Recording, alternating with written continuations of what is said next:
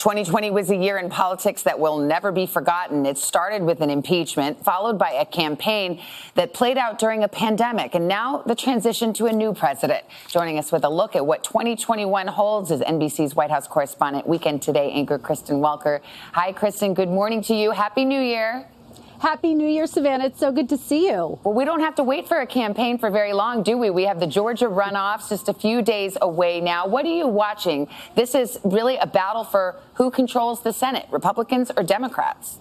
The stakes could not be higher, Savannah. You're absolutely right. We have two key races that we're watching, and they're razor tight in ruby red Georgia, which is, of course, a state that Biden flipped the first time a Democrat won the state since 1992. So this is in play. These two races between the Republican Kelly Loeffler and Jon Ossoff, David Perdue, the Republican, running against Democrat Raphael Warnock.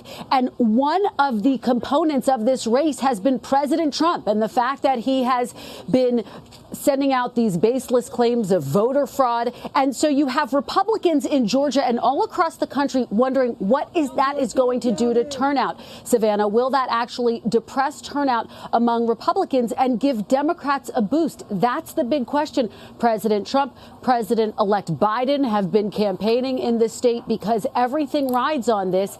And if Republicans lose just one seat, President Trump will get a lot of blame, and if they lose two seats, then Democrats will take back control of the Senate, and that will just give Biden a big boost heading into the first term of his presidency. Yeah, and on that topic, a little later this month is the inauguration, January 20th. It's going to be looking very different because of the pandemic.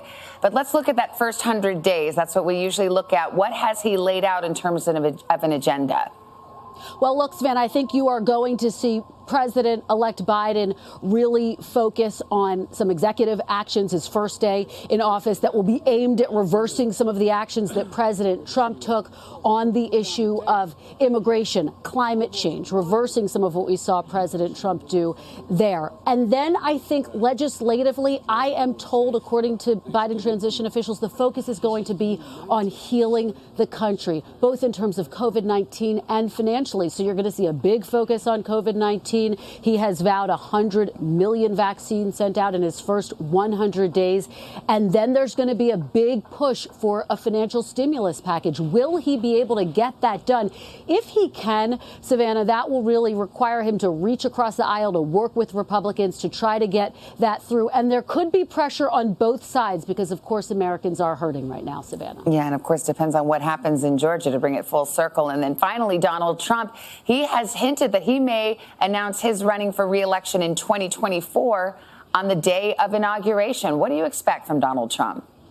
Well, this is really interesting, Savannah, because right now there are two competing ideas. Should President Trump announce his re-election campaign on the day of Joe Biden's inauguration? Should he try to create some type of a split screen? I can tell you that there is a growing push inside the Republican Party for him not to do that. Why? Well, because some of his allies say, look, he would essentially not get the full momentum that he would want from an announcement like that. But number two, there's a financial component to this, because if he were to re-announce that he was running for re-election on the day of the inauguration, that would effectively be 4 years of having to adhere to FEC guidelines when it comes to raising money and transparency about that. So will he wait? A lot of Republicans are saying, look, he'll get more momentum if he waits until after the midterms, 2022. But he hasn't decided yet, Savannah. And I can tell you that there's growing frustration inside the Republican Party about that. They want to know what President Trump's off-ramp is. They say